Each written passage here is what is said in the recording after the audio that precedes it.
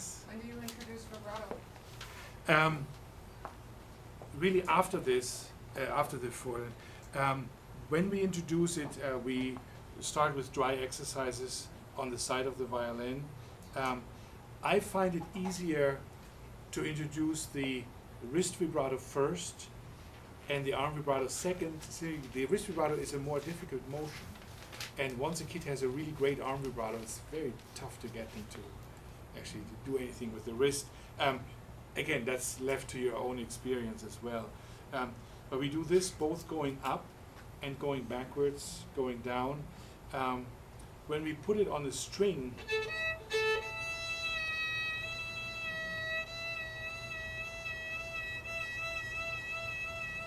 yeah, at that point it's necessary to explain to them that the highest point in the vibrato is the correct pitch.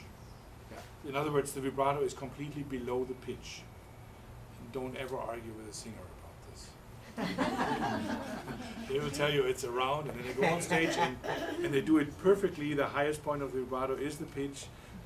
It doesn't work anyway. You can prove it quite easily with an octave. You have this, and you vibrate below. You can sell it if you go and you try the octave. Yeah, that won't work.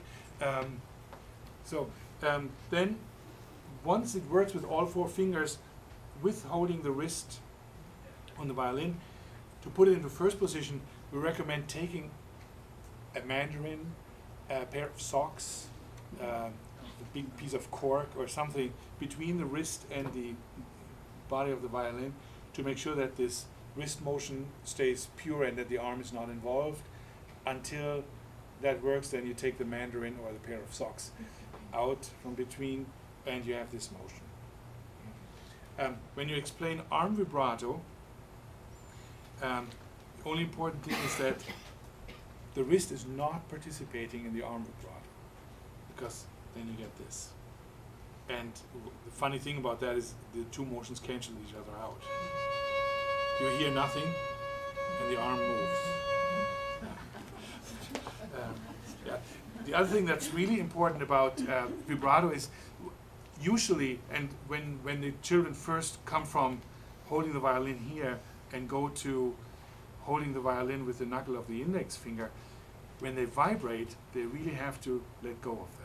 They have to free this up, otherwise the hand cannot rotate between the thumb and the finger that's playing the note. Yeah.